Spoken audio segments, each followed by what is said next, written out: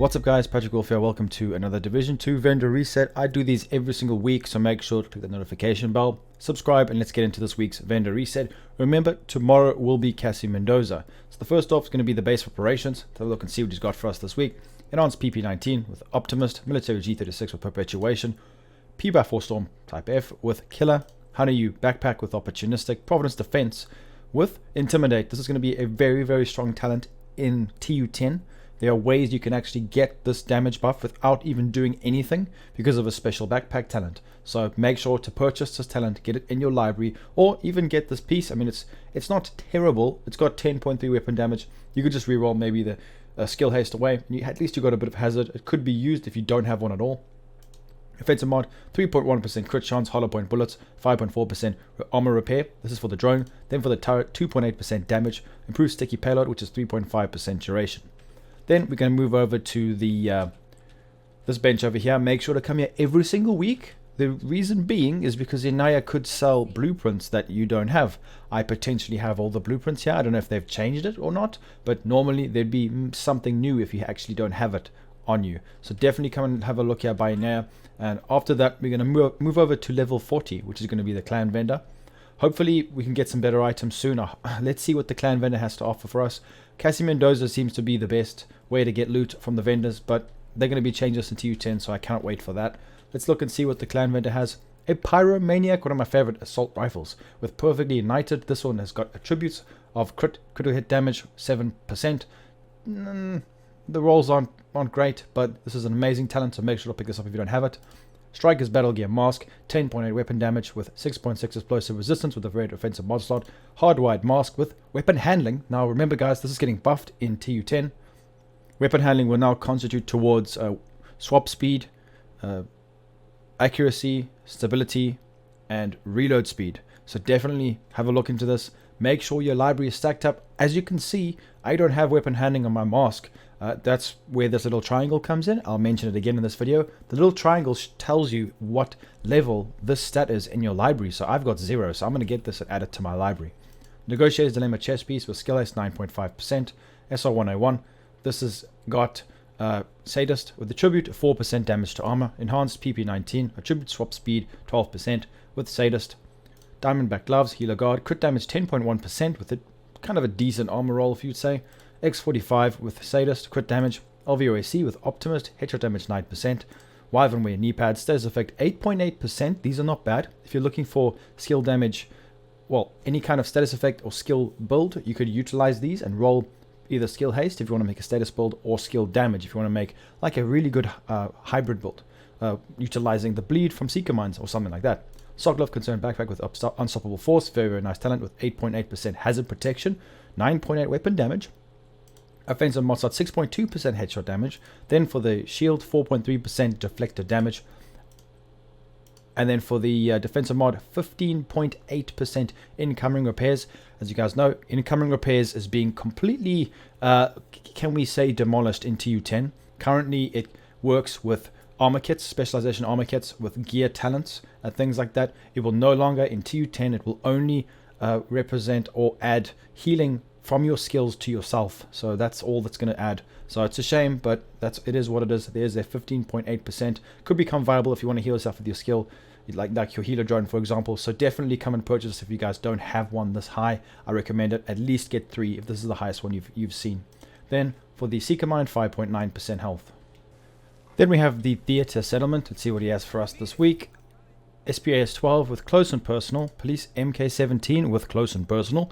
Golden Gear Gloves, Hazard Protection, Skill Haste, China Light Knee Pads, Skill Haste 9.6%, Defensive Mod 14.3, Incoming Repairs. At the Clan Vendor there is a higher one, 15.8. Then Seeker Mine +1 Cluster Mines. Then Shield 2.9% Shield Health. For the Firefly 6.1% Speed, and the Decoy 4% Health. The Campus Settlement Vendor, G28 with Ranger, Military RPK 74 with Killer, damage to armor very low, Petrov Defense Mask, explosive resistance 5.7 with crit damage, Providence Defense Holster, explosive resistance which is 7.3%, utility mod 7.1% skill duration, then 3.9% heal for the chem launcher, then radar, signal, antennas, 3.7% damage for the hive, the pulse 7.2% radius, and the trap 4 plus 5 seconds of duration. Dark Zone West vendor, we've got Tactical SASG 12 with Perpetuation, SIG with Preservation, Negotiator's Dilemma gloves, weapon damage 6.4, 4.9 headshot, True Patriot knee pads with 75k armor and status effects, very low rolls, Hooper Summer gloves with weapon handling, Wyvern wear knee pads, skill damage is 9%, so these are actually pretty decent, except they are purples, so use this for your library. Defensive mod, 14.5% incoming repairs. Once again, the clan vendor has a better one. Then for the Seeker Mine, +1 cluster mines. For the shield, 3.3% active regen. And then for the Firefly, +1 max targets. And finally the decoy, 4% duration. Dark Zone East vendor, we have got a G28 again with Killer, Classic M60, Killer again, True Patriot mask with armor is very low, explosive resistance 7.3%, True Patriot holster, armor regen 3.1, Badger Tough mask with explosive resistance 6%, Overlord armaments holster, crit damage is 8.9%, utility mod 7.3% skill duration, chem launcher 4.1% burn strength. For the hive, +4 repair charges, remember only use this for the healer hive. For the pulse, 7.5% effect duration, trap 2.7% duration. Dark Zone South vendor, we've got AUGA3 Para XS with Steady Handed, Police M4 with Vindictive, X45 with Ranger, Ongoing Directive Backpack with crit damage and weapon damage is very low, Ongoing Chest Piece with skill damage, weapon damage very low, R&K Backpack, it is a purple with Safeguard if you guys need any stats, Chest Piece which is Alp Summit, status effect is 8.2% with Explosive Delivery, Offensive mod 4.4% headshot damage for the drone, 5.3 meter scan range for the turret, 3.7% duration, and then finally for the sticky bomb, 2.8% skill haste. Let's move over to New York and see what that area has to offer. The base of operations in New York, we've got Marco, the vendor that is inside here. Let's have a look and see what he's got. Hopefully it'll be something good. There's all purples. Black Market with Steady Handed, G28 with Ranger, Marine Super 90 with Preservation, M45A1 with Strained, Healer Guard Backpack with Vigilance. The weapon handling is actually 11.5%. That's higher than what I've got, so make sure to remember to fill your libraries, agents. Then Alp Summit knee pads, explosive resistance and headshot damage are very low. Circle of Concern mask very low. Again, offensive mod 5% headshot damage, defensive mod 7% shock resistance. For the Seeker Mine, 4.1% skill haste. For the Chem Launcher, 5.2% burn strength. Then for the Decoy, 5% health. Let's move on to the other vendor. Hopefully we can get something good. It seems to be like, well, it seems to me like vendors are really just there for show. We're not getting anything good the last few weeks. Cassie Mendoza is selling better items, so make sure to stick around. Click the notification bell for Cassie Mendoza tomorrow. I will be uploading it tomorrow because she is not open right now for me. So let's have a look and see the final vendor for this week on normal vendor reset. Roy Benitez, FALSA, 58 power with Strained, very low rolls, G28 with Killer, custom M870, very good shotgun. It has got fast hands on it if you go looking for one. Then Police Magnum with Breadbasket, Chest Piece, Alp Summit, Skill Ace, Crit Chance with Reassigned. Then China Light knee pads. Nope, there's a better one on the other DZ vendor. Weapon handling is 11% though. I've got better.